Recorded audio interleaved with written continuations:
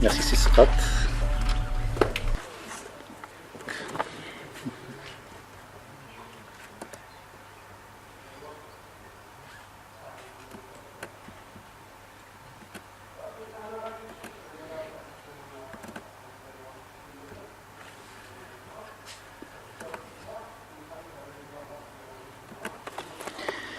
Merci Socrate pour cette analyse. Ces cas concrets de transformation des services publics par le digital et cette feuille de route pour l'administration marocaine. Merci encore, c'était une très très bonne analyse. En tout cas, moi je ne vous cache pas que c'est la première fois que je fais ce travail de modération. Donc pour me faire plaisir, je vais parler un peu de moi. Cette année, comme les années précédentes, j'ai payé ma vignette. Et donc il y a mon compagnon intérieur, mon subconscient, qui m'a rappelé en décembre de payer cette taxe. Et moi, je lui ai dit que, bon, payer avant l'échéance, c'est pas cool. Ça manque d'adrénaline, c'est pas dans mes gènes. Il faut rester à la dernière minute. Il faut faire expirer le délai, on ne sait jamais qu'est-ce qui va se passer. Du coup, bon, cet ami intérieur n'a pas apprécié cette approche, et donc il m'a joué un sale coup. Il m'a rappelé de payer cette taxe en 2 février. Et bon, j'étais obligé de payer une pénalité et ça n'était pas vraiment cool. Donc, j'ai fait un rêve d'avoir un compagnon virtuel qui va se charger de toute ma relation avec l'administration, payer mes taxes, déclarer mes impôts et autres, pourquoi pas. Ce compagnon respectera certainement ma devise. Donc, quand il va me présenter un reçu de paiement de la vignette avec la date du 31/1, 23h59, ça sera vraiment très cool pour moi. Donc, est-ce qu'on va arriver un jour à ce niveau de digitalisation de notre administration publique, ce niveau d'utilisation des nouvelles technologies, mais surtout de l'intelligence artificielle au niveau de nos services publics? Nous comptons sur notre ami Salah Beina pour nous éclairer sur ce sujet. Alors Salah Beina, enseignant-chercheur, coach et mentor pour projets innovants. Il a participé au montage et au lancement de plusieurs projets de start-up en France, spécialiste en nouvelles technologies de l'information et de la communication, ainsi qu'en management de l'innovation et les outils de créativité. Salah Beina, bien sûr, il est expert digital et facilitateur de transformation. J'appelle sous vos applaudissements M. Salah Beina.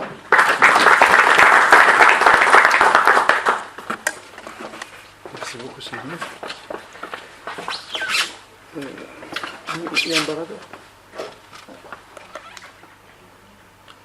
Alors, en attendant, vous n'êtes pas modérateur, mais la transition que vous avez trouvée, elle est très haut niveau. Je suis très ému aujourd'hui d'être devant vous. C'est-à-dire que avec Lozing, j'ai souvent été derrière, voire très loin derrière. Les gens du background, les fourmis, les chevilles ouvrières qui travaillent pour les événements, j'ai adoré ça. Mais je me disais un jour, ça faisait partie de mon compagnon virtuel dans ma tête, qui me disait un jour je vais passer devant, et aujourd'hui il y a une partie de ce rêve qui se réalise.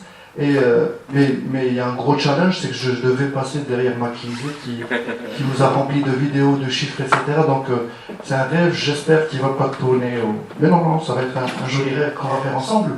Et typiquement, ce que j'ai voulu faire, c'est vraiment, au lieu de nous projeter dans des cas, dans un benchmark, on va faire le tour du monde, on va faire le tour du Maroc en fait. On va tourner administration par administration et voir ce que peut devenir cette administration avec l'apport du digital. Moi, pour ma part, je me suis dit, qu'est-ce que McKinsey pourrait me laisser? J'ai pris l'axe de l'intelligence artificielle parce que c'est un axe sur lequel je travaille beaucoup en ce moment, et pour plusieurs raisons. Et donc, j'ai essayé de projeter nos administrations publiques et avoir un regard d'intelligence artificielle dessus. Donc, voilà, c'est l'intelligence artificielle au service d'une administration d'abord, mais comment elle est cette administration? Elle est orientée usager. Je pense que si Yassine en a parlé, je pense que c'est une histoire d'approche. C'est qu'on veut bien faire, mais ce n'est pas la bonne démarche. On procède par process, par étape, par tâche, sauf que l'utilisateur que si Yassine appelle le coursier, moi j'appelle le coursier, c'est-à-dire non seulement c'est un facteur qui déplace les choses, mais il connaît le process. Souvent, quand on fait un service, ensuite l'autre, ensuite... On connaît mieux le process que les gars qui sont là, et on leur dit, bah, tiens, tu vas me donner le process, je vais l'emmener au bureau. Il y a une partie du process qui est chez moi. C'est-à-dire, ça, c'est le gros défi de l'administration publique, c'est récupérer ces process, les mettre derrière, et rendre à l'usager ce qui est à l'usager, c'est-à-dire le simple fait d'être utilisateur, et non pas cheville du process. Alors, brièvement, je sais que c'est un sujet qui est plein de débats en ce moment et qui fait bouger beaucoup de monde, mais il faut arriver à une définition. C'est pas la mienne, c'est même pas la mienne, mais je tiens à rassurer beaucoup de gens aujourd'hui parlent de l'intelligence artificielle qui va remplacer des humains et qui va faire ce que nous faisons en tant qu'humains. Et donc, j'ai mis un petit astérisque à côté de simuler l'intelligence. Mais en fait, on l'a toujours fait. Une calculatrice, ça simule de l'intelligence. Ça fait des choses qui, jusque-là, ne pouvaient être faites que par un humain. Un avion ne simule pas l'être humain. Un avion, il vole. Il vole pas comme volent les oiseaux. Donc, qu'on soit d'accord. Une intelligence artificielle, ça va faire des choses pas comme le font les humains, à sa façon. Et il y aura toujours besoin d'un humain pour amener de l'humanité, de l'empathie. L'intelligence artificielle ne peut pas, l'intelligence humaine, je veux dire, ne peut pas se résumer au simple fait de savoir calculer. Les ordinateurs savent le faire, sauront le faire mieux que les humains. Mais l'empathie, savoir comment communiquer avec l'humain, savoir comprendre l'humain, savoir interagir avec l'humain, ça c'est du rôle de l'humain. Donc l'humain, il doit être encore plus humain dans ce qu'il fait pour laisser à la machine toute la marge d'être encore plus machine dans ce qu'elle sait faire. Et quand on essaie de comprendre ce que c'est que l'intelligence artificielle, en fait, les gens qui l'ont imaginé, ils l'ont calqué sur comment fonctionne le cerveau. Ils se sont dit, le cerveau, il est fait de plusieurs zones. Il y a le lobe occipital, le lobe frontal, le pariétal, le temporal, et chacun fait un truc. Pour entendre, c'est par ici que ça se passe. Pour voir, c'est par ici que ça se passe. Pour comprendre les choses, c'est par ici que ça se passe. Et pour manipuler les muscles, etc., ça se passe là-haut. Et on s'est dit, bah tiens, il y a 4 lobes, donc il y a 4 intelligences artificielles. Hein, et on les appelle. Alors soit c'est du prédictif, de l'analyse prédictive numérique, que vous pouvez voir ici. En fait, c'est tout ce qui est modèle prédictif, machine learning. Il y a tout ce qui est computer vision, donc analyse d'images, de vidéos, reconnaissance. Ça, c'est ce que vous utilisez tous les jours pour débloquer votre téléphone portable, et ça se passe ici. Et il y a tout ce qui est reconnaissance du langage, compréhension du langage, synthétisation du langage, et ça se passe ici. En fait, j'ai essayé d'utiliser les mêmes couleurs, comme ça on a des repères. Et en fait, là, ce que j'appelle le Advanced Insights, c'est quand on mixe un peu de tout pour obtenir des choses. C'est-à-dire que si le monde se résumait uniquement à scanner des vidéos, voir des choses dans les vidéos, à scanner des images, voir des choses, sans comparer en parallèle le texte qui va avec, et donc comprendre dans le texte et dans l'image, etc., ça serait un monde un peu trop... Le cerveau humain ne fonctionne pas du tout de cette façon. C'est-à-dire que notre mémoire, elle est multidimensionnelle. Des fois, on entend des choses, mais quand c'est combiné à une odeur qui va nous stimuler, ça nous rappelle des événements qu'on a vécu. Donc c'est ce volet-là. C'est le advanced. Et aujourd'hui, tous les travaux qui sont majoritairement faits, ils sont très pointus dans un domaine particulier. Les algorithmes qui marchent très bien pour le natural, ce qu'on appelle le NLU, le Natural Language Processing, ils ne savent rien faire avec une image. Les images ne savent rien faire avec des données numériques. Ce qui est magique avec le cerveau, on a fait le test. On a, chez des souris, alors c'est pas chez des humains, chez des souris, on a coupé le nerf optique, qui normalement doit être connecté au lobe occipital qui est derrière. On l'a coupé et on l'a branché sur le lobe temporal. En fait, on s'est rendu compte qu'après un certain temps, ce même lobe commence à voir. Donc, c'est une partie du cerveau qui n'est pas censée voir. Là, on entend avec la partie qui est à côté des oreilles, c'est pour entendre et comprendre le langage. Mais quand on branche le câblage des yeux là-dessus, il faut un petit moment et ces mêmes souris commencent à voir les choses. Donc finalement, notre réseau de neurones humains, il s'adapte. Il n'y a pas d'algorithme pour voir et d'algorithme pour... Il y a des structures qui s'adaptent et qui commencent à faire des choses pour lesquelles elles n'étaient pas spécialement faites. Donc déjà, arriver à fabriquer ça en laboratoire informatique, pour l'instant, je ne vois pas encore venir. Alors, pour un peu faire une brève histoire de l'IA, pour comprendre pourquoi aujourd'hui l'IA est on pense, au début de sa vraie histoire, tout commence aujourd'hui en fait quelque part, c'est que ce sont trois domaines qui se sont rencontrés par un hasard des choses.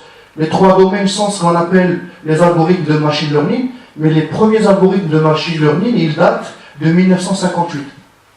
En machine learning, ça fait, on va dire, 40 ans qu'on sait quasiment tout. 90% de ce qu'on fabrique aujourd'hui en termes d'algorithmes, ils étaient écrits il y a un certain moment, conceptualisés, modélisés, les réseaux de neurones et tout ce qui va avec, conceptualisés il y a plus de 40, pour être un peu optimiste, mais sinon c'est plus. Il y a la puissance des lois de calcul, la puissance de calcul, vous connaissez tous la loi de Moore, c'est en 65 que Moore il avait dit, bah, tiens, la capacité de calcul va doubler tous les 2 ans. Donc, attendez-vous à ce que ça soit exponentiel. Et depuis, ça continue. Alors, ces deux-là marchent très bien, sauf que quand on veut faire des algorithmes qui apprennent beaucoup de choses, il nous faut la donnée, il nous faut la data. Et ce qui se passe, c'est que Internet, c'est la plus tardive dans le tout, c'est l'arrivée de l'Internet, et un peu plus tard, l'arrivée de la data. Et en fait, en 2009, il y a un déclic. En 2009, il y a un vrai déclic. Vous voyez juste à côté que NVIDIA, elle a suggéré que la mémoire utilisée pour faire les réseaux de neurones et les modèles de machine learning n'était pas assez performante et qu'elle avait, dans les cartes vidéo qu'elle utilisait pour faire du gaming, elle avait de la vraie puissance de calcul. Donc, elle a suggéré à tous ceux qui faisaient du machine learning et du deep learning de travailler plutôt sur la GPU que sur la CPU. Ça a bien marché. Et à côté de ça, il y a des solutions, il y a des systèmes de gestion de données, des systèmes de gestion de fichiers, Spark, Hadoop, etc., qui ont vu le jour aussi, qui permettent d'accéder à des données de façon très rapide, en temps réel, etc. Et je dirais que c'est cette date butoir, en 2009, que plein de choses ont été faites. En 2009, 2 ans plus tard, c'est Watson qui gagne la Jeopardy devant les champions du jeu. Donc, qui était jusque-là un jeu de divertissement purement humain. Et là, on a une machine qui a gagné. Ça, c'était juste un peu après. 2009, c'est arrivé en 2011. Watson, aujourd'hui, il s'attaque à la banque, à l'agriculture, peut-être bientôt à l'administration. Il suffit, comme disait Cécile, la technologie est là, il suffit d'avoir la volonté, peut-être aussi un peu d'argent, de déployer cela, et ça marche. Alors, ça tombe bien parce que c'est une étude en fait que vous pouvez trouver, c'est une étude McKinsey qui s'appelle An Executive Guide to AI. En fait, tout ce que vous venez de voir, l'IA, les algorithmes, les différents algorithmes, c'est ce que vous avez tous sur vos téléphones portables que je vois devant moi. C'est-à-dire de la reconnaissance d'image, de la compréhension de son. Hein, des fois, vous conduisez, vous appuyez sur un bouton, quitte main libre, appel maison. Ou là, c'est écrit en arabe. Des fois. Ma femme, elle s'appelle Kautar, donc je ne vais pas dire Kautar, je vais dire Kautar et qu'il se débrouille. Hein. Faut qu'il comprenne un peu aussi. Et donc, des fois ça marche, des fois ça marche un peu moins bien, on a une particularité linguistique à gérer, mais tout ça, c'est déjà dans des téléphones portables, dans des clouds, dans des data centers, et le pas de dire, tiens, comment on pourrait utiliser ça et l'injecter dans une administration, l'injecter dans un service, qu'est-ce que ça pourrait donner? Et il suffit juste de l'imaginer. Et donc, c'est ce qu'on va essayer de faire dans ce qui va suivre. C'est donner des use cases, mais tous les organismes qui vont paraître ici, qui m'excusent, c'est du fake news que je vais donner derrière. C'est des cas imaginaires. En fait, pas si imaginaires que ça, parce que j'ai pris des solutions, des choses qui ont déjà été déployées par ailleurs, et je me suis dit, tiens, qu'est-ce que ça donnerait si je ramenais ça au Maroc et que je localisais la solution? Donc, toute la combine peut-être à trouver, c'est redéfinir l'ADN de cette administration avec le digital. Alors, administration ou entreprise, en fait, il y a juste quelques termes qui vont changer. On parle pas d'usager, on va parler de client. On parlera pas de service aux citoyens, on parlera de produit ou de service tout court, ça marche aussi. Et donc, là, il faut redéfinir cet ADN, ce maillage entre le digital et ce que nous sommes, qui va définir ce que nous allons devenir dans le futur. J'ai choisi l'approche orientée process. Hein. Cette figure n'est pas de moi, c'est quelque chose qui vient d'un livre de Laurent Alexandre et qui disait, de toute façon, il y a 2 types de métiers. Il y a des métiers très manuels, il y a des métiers très conceptuels, donc intellectuels. Et il y a des métiers manuels et intellectuels à la fois, Et il y a des métiers très peu manuels et très peu intellectuels. Donc je me suis dit, bah, tiens, ça ressemblerait à quoi ça dans nos administrations? Et j'essaie de me projeter. Je me dis, tiens, vous n'avez pas parlé des copies conformes. Ça, c'est un bon exemple, une particularité marocaine. Je dis, ça, c'est manipulation de papier. Il faut que le papier soit chez moi, que l'original aussi il soit dans ma main. Et finalement, intellectuellement, qu'est-ce que j'applique dessus comme algorithme? Pas grand-chose. C'est-à-dire, je regarde le premier, je regarde le deuxième, et tampon, timbre au pas, etc. Une photocopieuse automatique ferait le même travail. Une photocopieuse qui tamponne en même temps, qui tamponne et qui signe, et pas plus que ça. Donc ça, c'est manuel et très peu un niveau intellectuel pour réaliser ces tâches très bas. Manuel, mais intellectuel. Vous êtes douanier dans un poste de frontière, vous avez un camion qui vient devant vous. Comment le contrôler, ce camion? Où est-ce qu'il faut aller chercher? Parce que les douaniers sont très... Jean de Portnet sont avec nous aujourd'hui, ils connaissent un peu le métier. Les douaniers doivent innover tous les jours parce que les passeurs innovent chaque minute. Hein. On peut pas se permettre d'avoir du retard. Donc, c'est très manuel, parce qu'il faut manipuler des objets, etc. Puis il y a de l'intuition, il y a du flair, il faut savoir où chercher, etc. On entend tous les jours des histoires comme ça. Et alors, ici, j'essaie de chercher des exemples de choses qu'on pourrait faire sans la main, sans contact, et qui nécessiteraient finalement très peu de connaissances métiers. Et je me suis dit, cette histoire de convocation au service militaire, parce que ça va bientôt commencer à tomber, c'est un bel exemple. C'est-à-dire, j'ai des listes de gens qui sont... Il y a des données dedans. Âge, nombre de frères, nombre de sœurs, quartier, ville de naissance. Et il faut en piocher quelques-uns. 15 000 apparemment la première année, il faut piocher 15 000 personnes. Donc là, ce n'est pas typiquement les données qui vont être...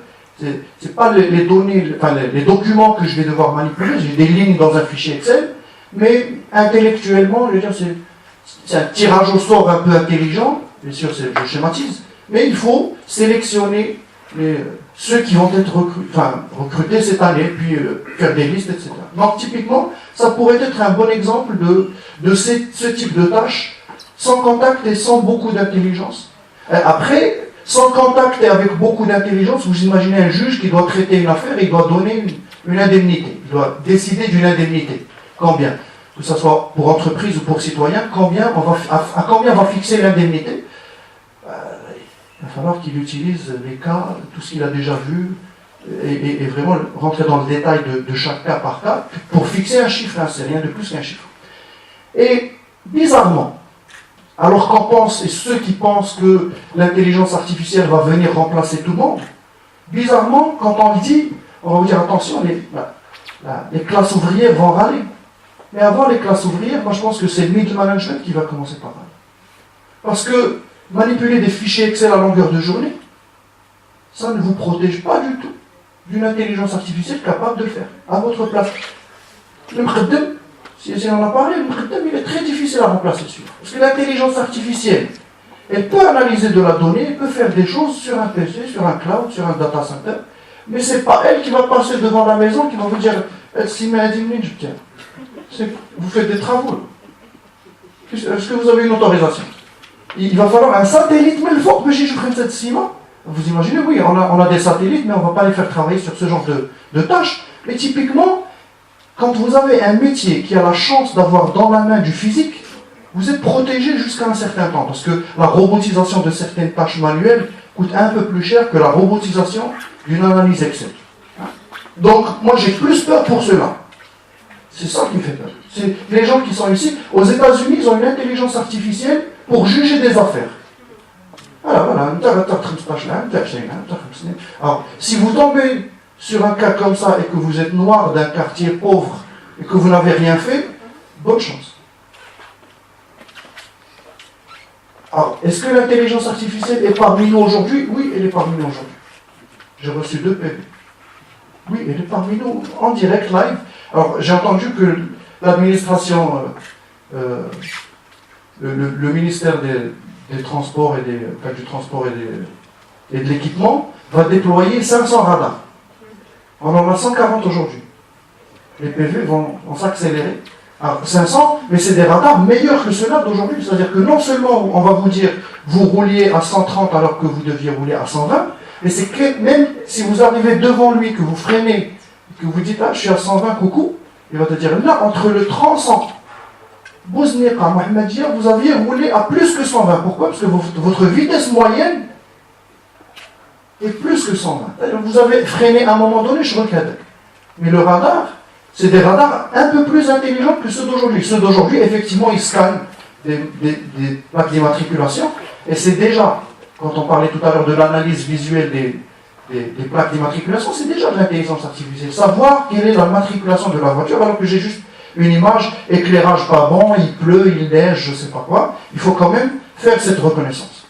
Et donc, quand je disais au départ, je vais projeter, tiens, ça c'est typiquement un cas où l'intelligence artificielle est parmi nous et nous envoie même des lettres. Et on est obligé de payer quand l'intelligence artificielle nous dit, et elle ne se trompe pas, quand elle nous dit vous rouliez de tel endroit, à telle vitesse, elle a raison.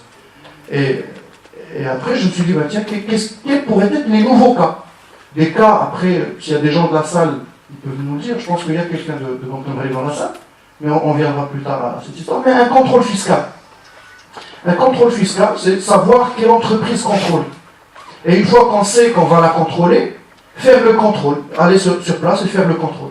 Savoir quelle entreprise contrôler, quand je suis revenu au texte de ces administrations, on dit que c'est une procédure. Alors, intervention humaine. L'intervention humaine se fait pour la définition des modèles d'analyse. C'est-à-dire pour dire, voilà les critères qui font qu'on sélectionne telle ou telle autre entreprise. Aujourd'hui, tout l'art du machine learning, c'est de ne pas donner les grilles d'analyse. C'est de donner les data, les colonnes, ce qu'on appelle les features, pour les gens qui s'y connaissent un peu, on donne les features. Et puis après, on lui dit, attention, par le passé, on a déjà eu cette entreprise qui a été contrôlée et qui a été, coincé. Contrôler et coincé, c'est une bonne information. Donc voilà les cas de contrôler et coincé.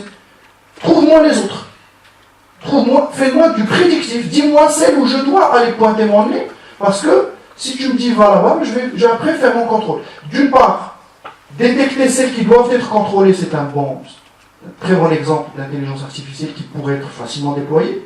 Deuxièmement, qui me dit que le contrôle derrière ne peut pas être lui-même fait par intelligence artificielle. Aujourd'hui, on a obligé toutes les entreprises à faire leurs déclarations sur Internet, donc tout est numérisé, il suffit juste de se pencher sur ces documents électroniques qui sont peut-être déjà stockés dans des bases de données. Alors à chaque fois, j'ai mis, ça c'est un exercice en parallèle qui pourrait se faire, mais quel type j'ai pas répondu, mais quel type d'IA est-ce qu'il nous faudrait? Est-ce que c'est plus de l'IA pour lire des images, l'IA pour écouter, pour analyser du texte, ou bien de l'IA numérique sur de l'Excel qui va parcourir des données. Donc, j'avais répondu à un moment donné, j'avais coché des choses, puis je me suis dit non, je vais faire travailler les gens un peu, je vais laisser ça en tâche de fond, que chacun essaye de se dire, mais où est-ce que l'IA pourrait apporter quelque chose? J'ai donné quelques éléments de réponse ici. Alors ici, ça c'est le contrôle policier aux frontières, et typiquement, contrôle. Je ne sais pas si vous avez déjà, ceux qui sont déjà allés aux États-Unis, ils sont déjà passés devant des caméras en disant je jure devant Dieu, enfin, je ne sais pas quel Dieu, le nôtre ou le vôtre, mais je jure devant Dieu que ce que j'ai dit est vrai. Alors, il y a des systèmes aujourd'hui qui analysent, en fait, vous remplissez un formulaire, parce que le formulaire est toujours là, et vous jurez devant Dieu. Et en fait, il y a une IA derrière qui est en train d'essayer de détecter est-ce que vous mentez. C'est un détecteur de mensonges visuel. Analyse faciale, il y a un doute. Et s'il y a un doute, elle va vous envoyer voir le flic qui est derrière, qui va creuser avec vous cette histoire. Donc typiquement, analyser des documents, est-ce qu'ils sont falsifiés, vrais ou pas vrais, etc. Croiser des données, parce que vous dites, je vais aller voir mon frère qui habite à tel endroit. Le policier, il ne va jamais aller vérifier que votre frère habite bien à tel endroit, mais elle a de la compétence, elle a de la donnée, elle est connectée, elle va aller faire un tour là où habite votre frère, et voir si vous dites vraiment la vérité. Alors, mais en fait, à chaque fois, j'ai choisi de commencer par les choses qui peuvent rapporter de l'argent ou attraper des méchants. Ça, c'est les choses qui fonctionnent très vite, souvent.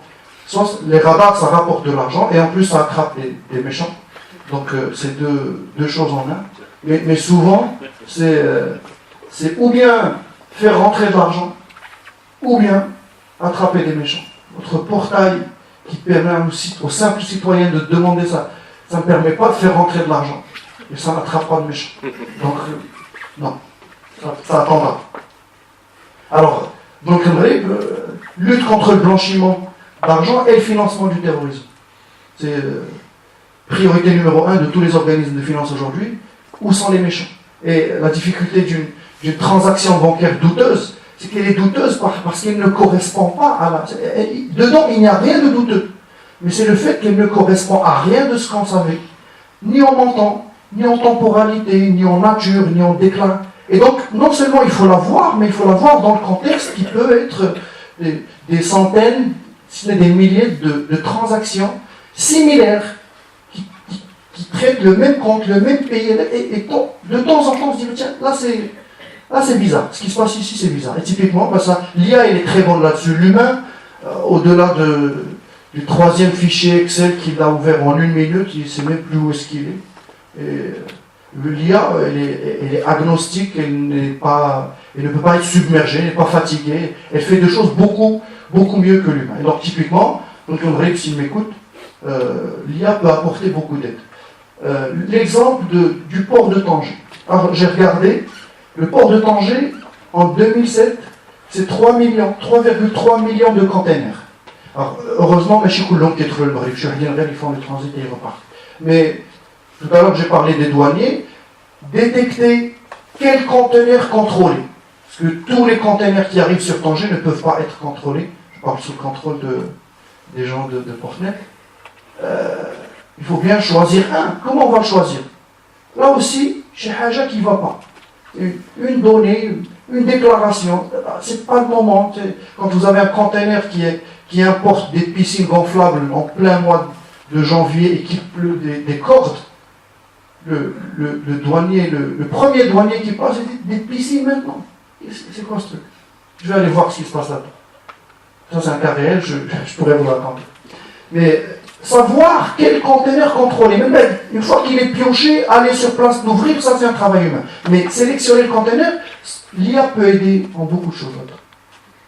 Et puis après, on arrive aux choses qui ne rapportent pas d'argent, il y a beaucoup de papier, il n'y a pas de méchants, tout le monde est pris dedans. Et on se dit, tiens, rien avec l'histoire de conformité. J'ai jamais compris pourquoi on continue à légaliser des copies conformes. Légaliser des signatures d'un côté et faire des copies conformes de l'autre. Je lisais dernièrement qu'il y avait un projet, j'ai vu Casablanca, une bonne nouvelle, digitalisation de la Mokata, génial, watirati.ma, cool. Qu'est-ce qu'on a fait? On a gardé le process tel qu'il est et on a mis une grosse couche de blockchain et d'intelligence artificielle et de cloud. Mais alors, là, c'est le même process. C'est-à-dire, si on pense qu'effectivement, on va camoufler l'administration publique derrière un gros portail, faites-le, les gars. Mais la première chose que je vous dis, à quoi sert le processus de copie conforme? En France, c'est interdit de demander une copie conforme. Non seulement ça n'existe pas, mais si une administration ou là, une entreprise vous demande copie conforme, déclare-le. On va aller lui demander des choses, on va lui parler, parce qu'ils se sont dit avec le process, il ne sert à rien, on s'en débarrasse, il n'y a pas de valeur ajoutée, concentrons-nous sur autre chose, et ça doit disparaître. Des copies conformes, typiquement, même mon téléphone pourrait certifier conforme des copies. L'intelligence artificielle pour ça existe. Si vous voulez garder la certification, mais pas par des humains. C'est pas l'utilisateur qui souffre le plus. L'utilisateur, il fait une copie conforme une fois par mois ou là. Et l'employé dans le métier, c'est de faire des copies conformes. Et c'est son métier. Le jour où il va devenir, au départ il colle des timbres, il va devenir quoi? Il va signer. Ou l'évolution de carrière d'Yel ou non. Il va légaliser quoi? Après, il va passer au bureau. Même humainement, imaginez qu'il y a des métiers comme ça, où il n'y a pas d'évolution, c'est ça le vrai malheur. C'est pas l'utilisateur, parce que l'utilisateur, à la limite, il peut sortir, râler, critiquer.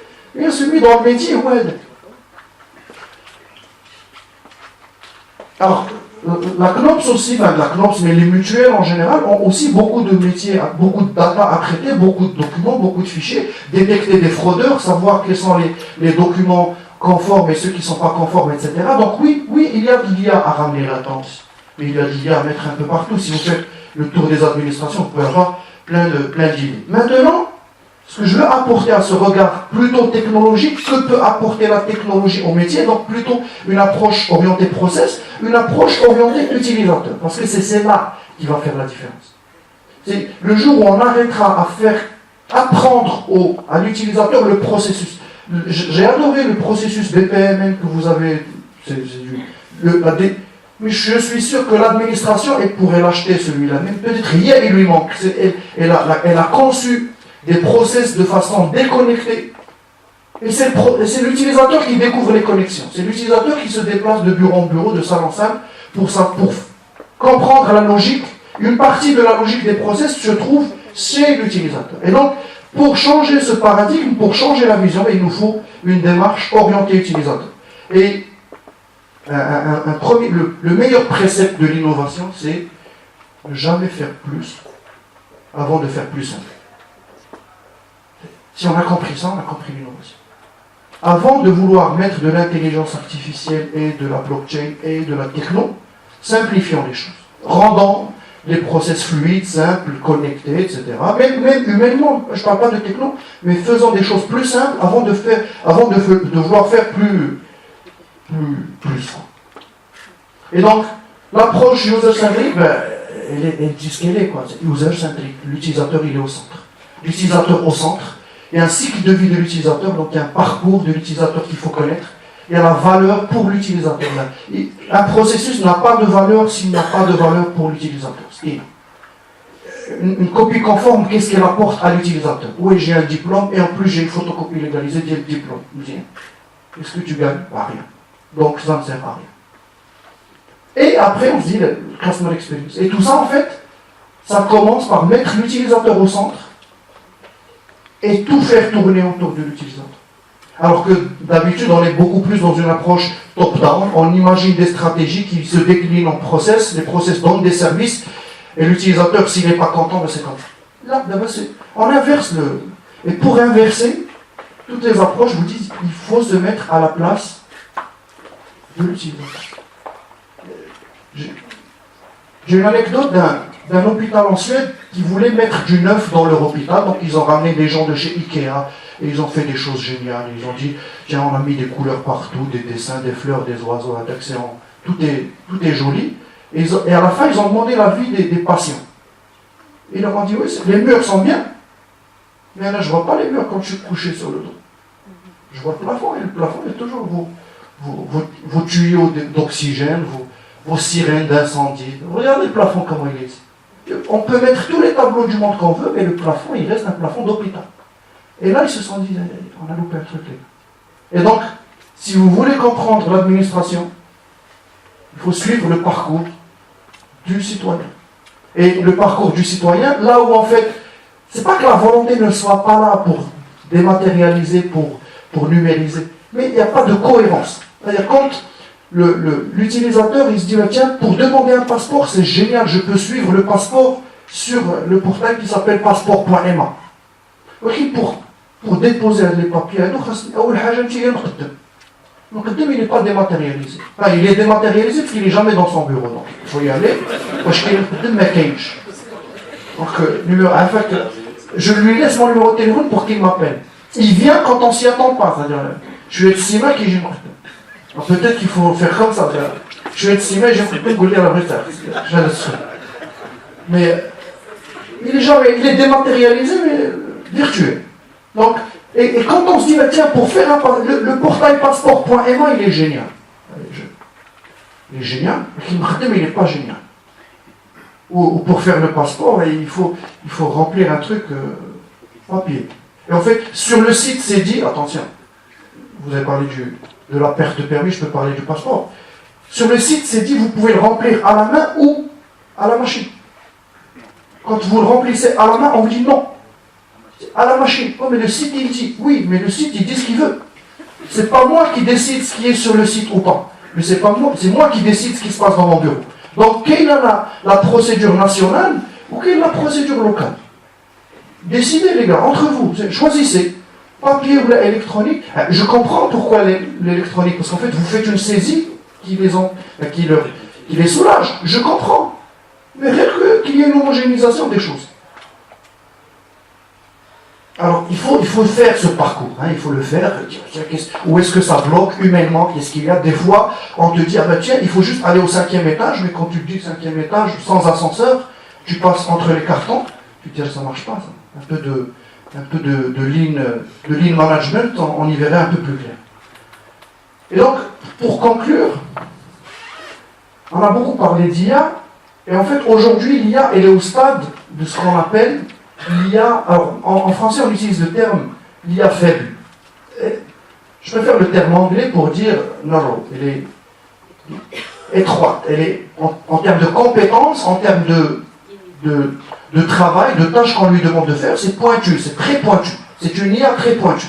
Et typiquement, si on voulait développer de l'IA administrative marocaine ou pas, c'est comme ça que ça commencerait. C'est-à-dire que chaque administration, voire même chaque service dans l'administration aurait sa petite IA qui fait son travail pour lui. Même la RH pouvait avoir son IA qui va définir ceux qui vont partir, ceux qui se sentent bien, le bonheur, le churn, ceux qui se sentent mal, etc.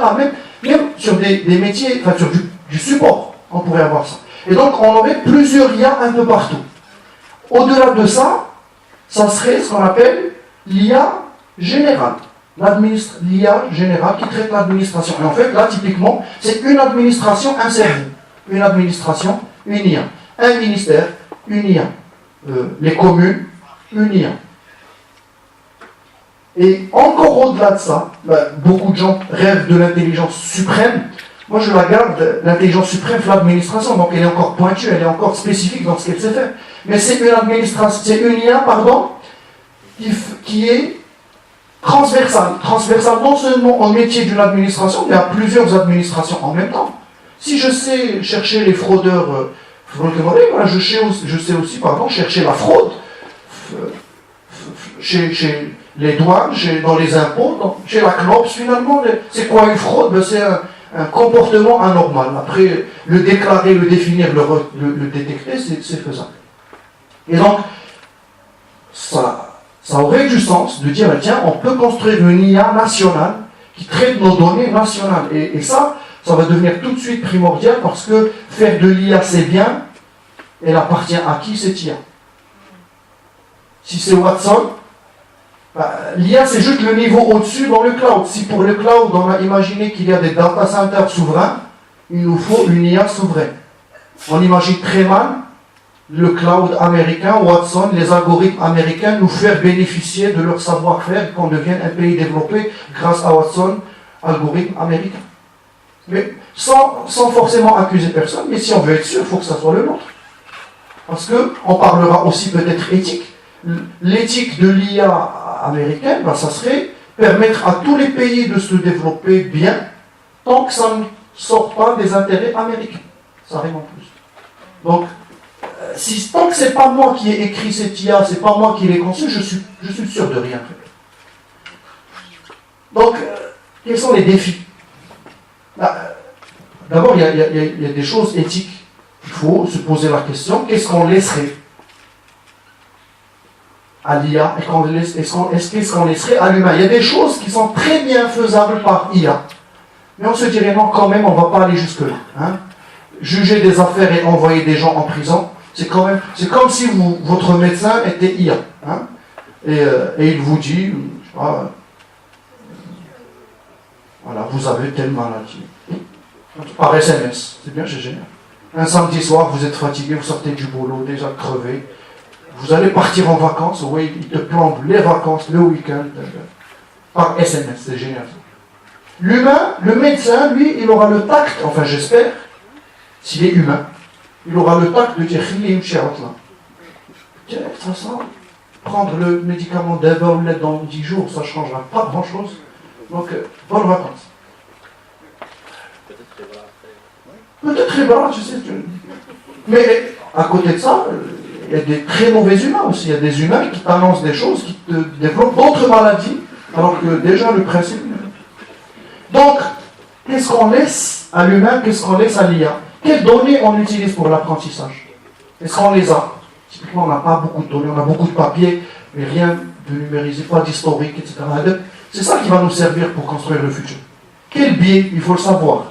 L'IA, Zoïna, fait le biais. L'humain, il a du biais. L'humain est biaisé. C'est ça ce qui fait de lui un humain.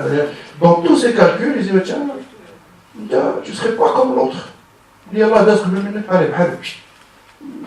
est biaisé l'humain dans ses décisions, en bien ou en mal. Les décisions qu'elle va prendre vont être biaisées parce que les données qu'elle a sont biaisées. Quand tu regardes l'historique de tous ceux qui sont allés en prison, il y a forcément des points en commun. Et si tu as les points en commun mais que tu n'as rien fait, débrouille-toi. Et après, la question qui va se poser plus tard, c'est que souvent, nous, entre humains, quand on prend des décisions, on aime bien qu'il y ait des justifications. Des fois, il n'y en a pas. Mais on aime bien qu'il y ait des justifications. Donc on veut que l'humain qui a pris des décisions qui nous concernent, qu'il soit capable de nous expliquer. Déjà, c'est pas sûr. Scientifiquement, c'est pas toujours possible. Et on se dit, tiens, l'IA, elle va prendre des décisions, elle va être incapable d'expliquer.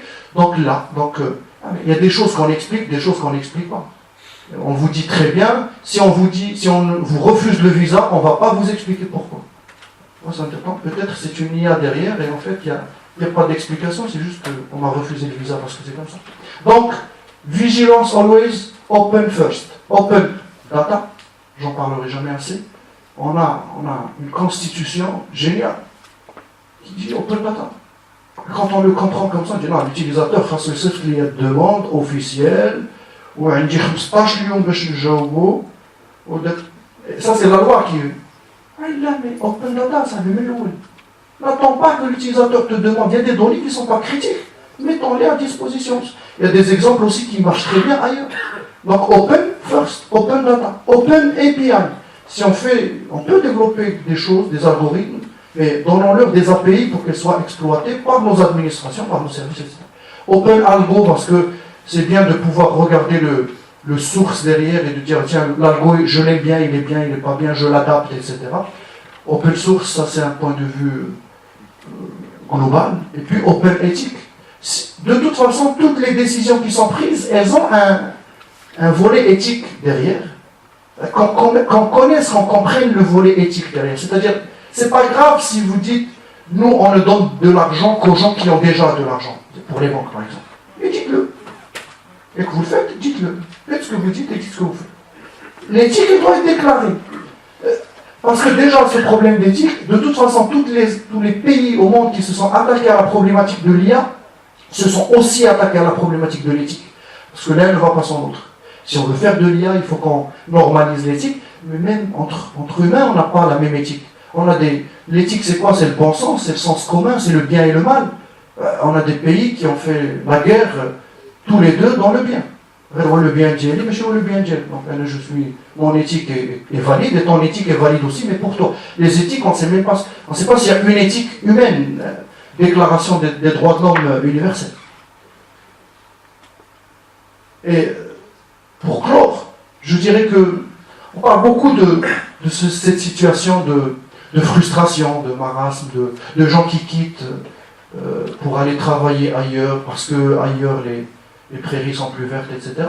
Et ça aussi c'est important, c'est-à-dire regarder l'usager parce qu'il est utilisateur de notre administration, etc. et faire le nécessaire parce que on est administration, oui c'est bien, mais il faut aussi regarder le citoyen, le bien-être du citoyen, parce que des fois, vous n'êtes pas usager, mais quand quelqu'un vous raconte son histoire dans l'administration, elle devient votre histoire. C'est en fait l'empathie humaine fait que on est frustré parce que les autres ont de mauvaises expériences.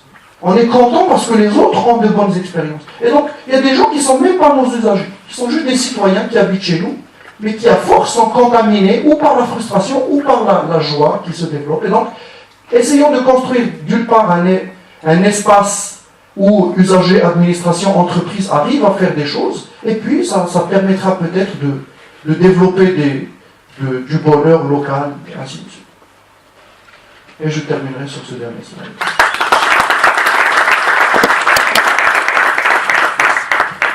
Merci César pour cette analyse scientifique, modélisation de la problématique digne d'un chercheur de haut niveau. La simplification des services publics, des procédures, c'est le mot-clé avant de penser à la dématérialisation. Donc ça explique beaucoup d'échecs qu'on a vécu dernièrement. Donc on va ouvrir une session de questions-réponses. Pour cela, j'invite nos intervenants à l'estrade, comme ça, voilà.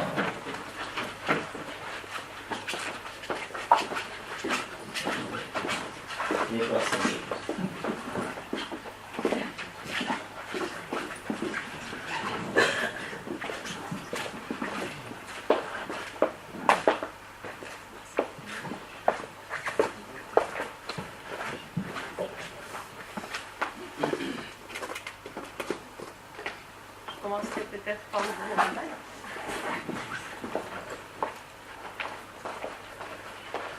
Bonsoir, et je suis de l'NCS d'Abouchra. Je suis franchement ravie d'assister sur l'invitation de Si Salah Beina donc à ces conférences et faites part bien sûr par d'excellents orateurs et experts en la